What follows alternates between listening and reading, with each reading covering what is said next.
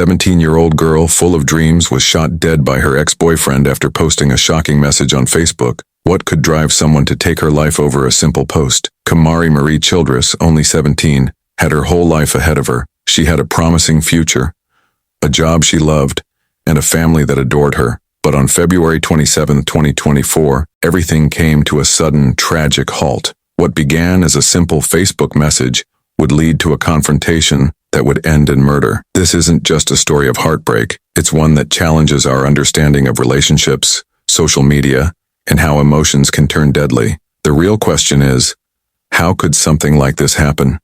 Why did it escalate to such violence? Stay tuned till the end. You won't believe the shocking twist in this case.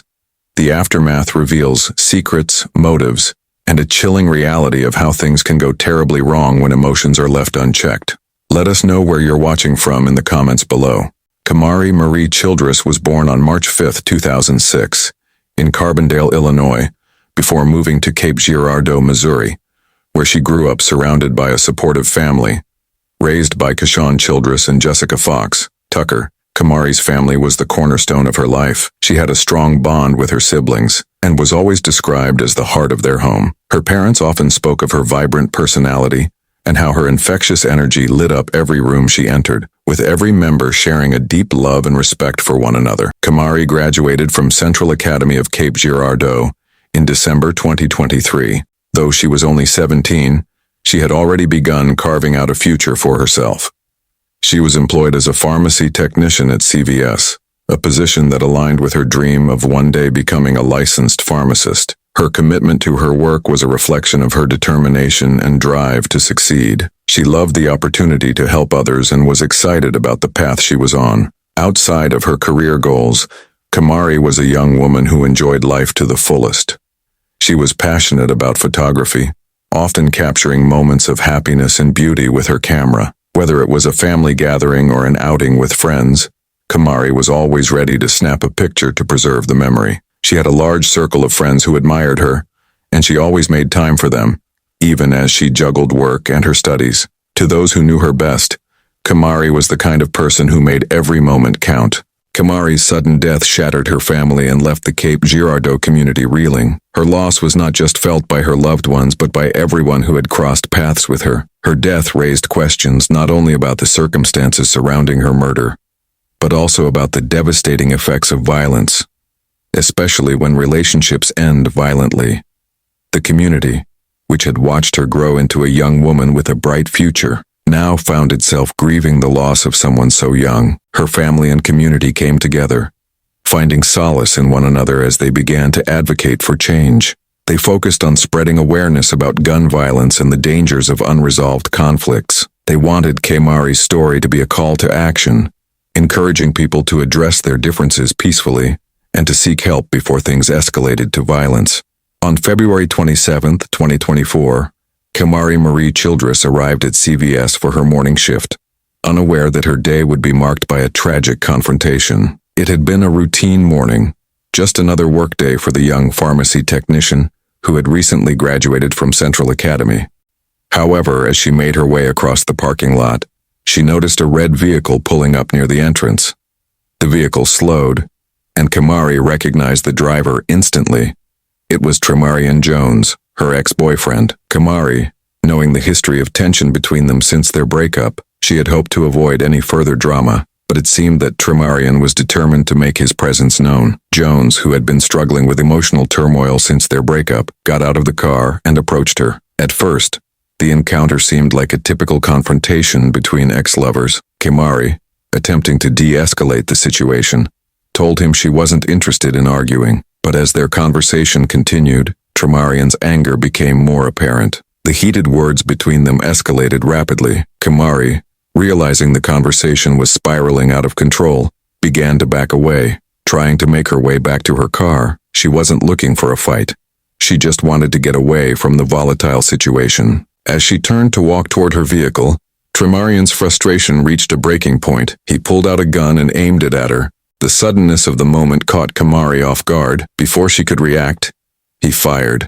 The bullet struck her in the head with terrifying force and she collapsed to the ground lifeless. A construction worker who had been working across the street immediately rushed over to help. In the chaos that ensued, a stray bullet struck the worker, injuring him. Fortunately, his injuries were not life-threatening, but the horror of witnessing such violence would stay with him for the rest of his life. Bystanders, horrified by what had just unfolded, scrambled to call 911 and provide what assistance they could.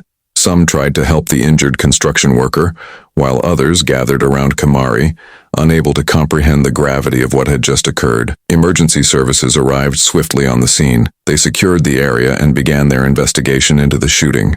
Despite efforts from medical personnel, KeMari was pronounced dead at the scene. Tre'Marion and his two accomplices, realizing the gravity of the situation, fled the scene immediately, leaving the community to grapple with the shock of the tragedy. As news of the shooting spread, disbelief and sorrow enveloped Cape Girardeau. How could something so senseless happen to someone so young, someone with so much potential and promise? The immediate response to KeMari Childress's tragic death was swift. Within minutes of the shooting, Cape Girardeau police, alongside local emergency services, secured the area. As they began processing the crime scene, they immediately understood the severity of the situation. Witnesses had provided crucial information, including descriptions of the red vehicle involved in the confrontation and the suspects seen fleeing the scene. Authorities wasted no time in tracking down Tre'Marion Jones and his two accomplices. Investigators worked quickly to identify the red vehicle as the key piece of evidence that would lead them to the suspects. Within hours, they were able to locate Jones, who had already gone into hiding. His accomplices, though they were not immediately apprehended. The investigation involved reviewing surveillance footage from nearby businesses and interviewing witnesses who had been present at the CVS during the incident. Police were able to piece together the sequence of events, identifying the vehicle and eventually the perpetrators. Jones had been involved in a heated breakup with KeMari, and emotions had boiled over, resulting in an impulsive, tragic decision. Tre'Marion Jones was arrested and charged with first-degree murder, armed criminal action, and several other related offenses.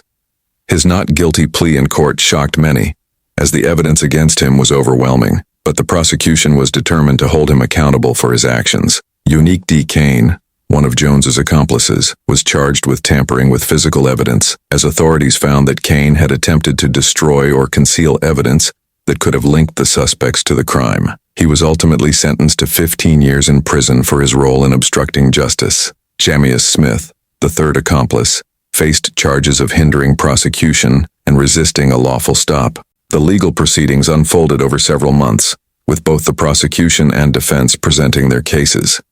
The state argued that Jones had acted with premeditation, and that his decision to shoot KeMari was not an isolated act of passion, but a calculated response to his feelings of betrayal and anger. In October 2025, the case came to a head. As part of the agreement, Jones was sentenced to 27 years in prison. The sentencing, which took place in the Cape Girardeau County courtroom, was a moment of finality for both the victim's family and the community that had been impacted by the crime.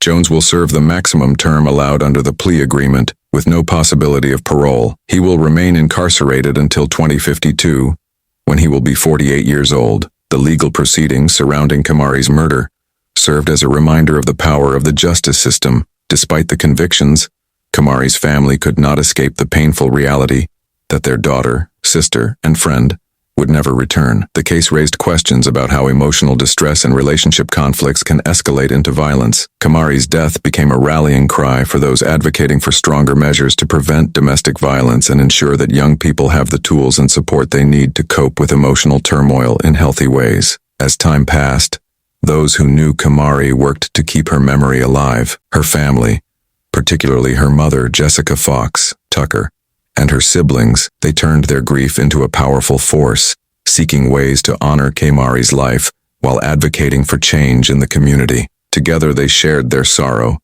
but they also shared their commitment to making sure that KeMari's death would not be in vain. Through their grief, they found the strength to advocate for change and to work toward preventing similar tragedies in the future. Her story illuminated the harsh reality that domestic violence and emotional turmoil.